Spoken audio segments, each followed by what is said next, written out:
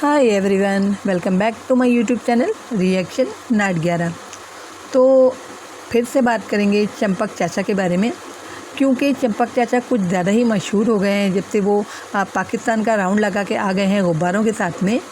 तो बहुत ही नाम हो गया है चंपक चाचा का, और जैसे कि शो की टीआरपी भी बढ़ गई है ना, क्योंकि गोकुल धाम के अंदर ही देख देख के लोग कुछ परेशान भी हो जाते हैं। तो चाचा इसी बहाने जब बाहर निकल गए और गुब्बारों के साथ ही सही, लेकिन जब एक बड़ा सा राउंड लगा के आ गए और पाकिस्तान में फंसते फंसते बच गए, तो लोगों को मतलब देखने की उत्सुकता ज़्यादा हो गई और अभी भी वही बातें चल रही हैं। तो जैसे कि गोकुल धाम के लोग हैं, चाचा के बहुत ही अजीज़, चंपक चाचा के बहुत ही अजीज़ है ना, जेठालाल के बहुत ही अजीज़, जो अड़ोस पड़ोस है उनका। तो वही तो माधवी ने जानने की कोशिश की चंपक चाचा से कि आप कैसे मतलब पाकिस्तान तक पहुंच गए, है ना। सभी को, जितने मेन लीड हैं, जो जेठालाल के साथ के मेन लीड हैं, तारक मेहता का उल्टा चश्मा में हर रोज़ उनका दिखाता होता है, तो वही मेन लीड सारे, यानी जो उनकी फैमिली सी बन गई है गोकुल धाम। तो वही लोग जानने के लिए मतलब उत्सुक हैं कि क्या क्या हुआ, कैसे बापूजी ने अपने आप को पाकिस्तानियों से बचाकर वापस आ गए। तो माधवी सवाल करती है, और मतलब माधवी सवाल करती है चंपक चाचा से, तो वो कहते हैं कि अभी नहीं बताऊंगा, क्लब हाउस है जो वहाँ पर कल मतलब सारे आ जाएं, तो वहाँ पर चाचा जी बताएंगे कि वो कैसे वहाँ तक पहुँचे और कैसे फिर वापस आए। तो सभी, जैसे कि होता है ना कि वो सभी गोकुल धाम वासी तो फ्री होते हैं, काम उनका नाम का है, ना किसी के पास अच्छा मोबाइल है, ना किसी के पास अच्छी कार है, लेकिन इतने अमीर हैं, है ना, फिर भी उनके पास कुछ भी सहूलत नहीं है। मतलब जैसे कि बताया जाता है और ये पॉइंट पकड़ा जाता है कि जेठालाल इतने अमीर हैं, इतना कमाते हैं, तो भी रिक्शा से जाते हैं अपनी दुकान पर। और जो कि अय्यर हैं, वो एक साइंटिस्ट हैं लेकिन नज़र नहीं आते, है ना। और क्या कहें, बहुत सारी कमियां हैं, अगर निकालने बैठे तो लिस्ट हो जाएगी। तो बहरहाल सब जमा होते हैं क्लब हाउस में सारे। फिर वहाँ चंपक चाचा जी मतलब अपना जो सफ़र है, जब 2025 शुरू हुआ था, उन्होंने न्यू ईयर सेलिब्रेशन किया था सभी गोकुल धाम वासियों ने।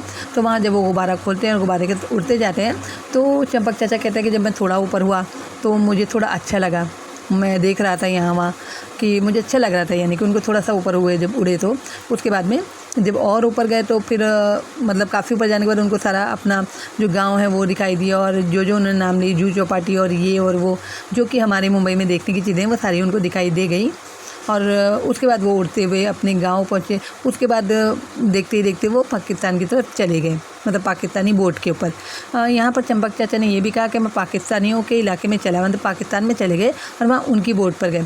अब ये कन्फ्यूज़न हो गया कि बोट हमारी थी, क्योंकि उस पर हिंदी में सारा लिखा था, या कि पाकिस्तानियों की थी, क्योंकि चंपक चाचा यहाँ कह रहे हैं कि पाकिस्तानी बोट में मैं पहुँच गया, तो वो पाकिस्तानी बोट तो नहीं थी, यानी कुछ काला कैंडी है, दाल में कुछ काला है। और उसके बाद में उन्होंने वो सारी कहानी सुनाने लगे कि इस तरह हुआ, है ना। फिर जब उन्होंने पकड़ लिया, फिर जब गाना सुनाने को कहा, मतलब वही, यानी 20 दिन हो गए, है ना, 20 दिन हो गए, न्यू ईयर कुछ शुरू हो गए, पता नहीं 20-22 दिन हो गए, और इतने टाइम तक का ये एपिसोड घसीट कर, है ना, ये कहानी घसीट कर, जो पाकिस्तान जाने वाली कहानी घसीट कर भी मतलब लंबी करते हुए सुकून नहीं मिला, जैसे रबर के जैसे खींची गई तो सुकून नहीं मिला। तो जो ये एपिसोड है 4299, वो भी उस कहानी के नाम ही कर दिया, यानी सारा उसमें चाचा जी ने, चंपक चाचा ने उसी कहानी के बारे में बताया। और फिर वही दोहराए गए सीन के उधर गए, फिर वहाँ गाना सुनाया, फिर गदर मचाया उधर जाके उनकी बोट में, जबकि वो उनकी नहीं थी, वो हमारी बोट थी, पाकिस्तानियों की नहीं थी। फिर गदर मचाया, फिर पकड़े गए, फिर उनको किस तरह उन्होंने डराया, है ना। फिर वो पानी में कूद के भाग गए डर के, पाकिस्तानी सिपाही जो थे, और फिर वो इस तरफ आ गए। फिर आर्मी वालों के पास, फिर हमारे आर्मी वालों के पास गए, और उसके बाद में उन्होंने जो है उनको गोकुल धाम पहुँचा दिया। मतलब ये सारी, तो मैंने यही देखा कि इतना आपने उस एपिसोड को खींच के इतना लंबा कर दिया कि 20 दिन गुजार दिए, उसमें आधा पूरा महीना गुजर गया जनवरी का। लेकिन अब जो एपिसोड हमने देखा तो फिर वो वही देखा। तो यानी कि किसी चीज़ को लंबा खींचने की हद होती है, और वो हमारे जो तारक मेहता के मेकर्स हैं वो बहुत अच्छी तरह कर लेते हैं ये सारा काम। तो ये वीडियो अगर पसंद आती है तो मेरे चैनल को सब्सक्राइब कीजिए और वीडियो को एक लाइक कीजिए, क्योंकि तारक मेहता का उल्टा चश्मा पे ऐसी वीडियोज़ वगैरह मैं लाती रहूँगी। ठीक है, तो फिर मिलती हूँ किसी नेक्स्ट अपडेट के साथ।